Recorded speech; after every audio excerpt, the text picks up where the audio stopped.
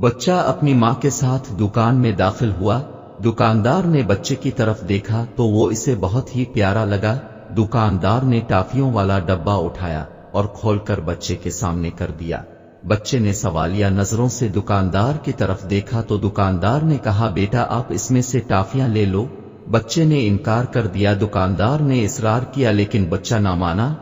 دکاندار نے بچے کی ماں کی طرف دیکھا۔ ماں نے اپنے بیٹے کو ٹافیاں لینے کی اجازت دے دی اور ٹافیاں لینے کو کہا، لیکن بچے نے نفی میں سر ہلا دیا۔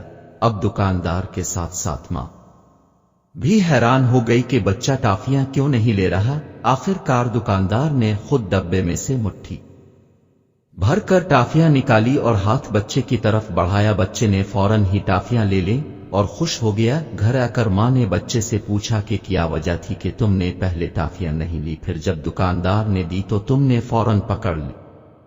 بچے نے مسکرا کر کہا کہ پہلے دکاندار مجھے ڈبے میں سے ٹافیاں نکالنے کو کہہ رہا تھا اور میرے ہاتھ چونکہ چھوٹے ہیں تو میری مٹھی میں کم ٹافیاں آتی، لیکن جب دکاندار نے خود مٹھی بھری تو اس کا ہاتھ بڑا ہونے کی وجہ سے ٹافیاں زیادہ آئی تو اس لیے میں نے لے لی۔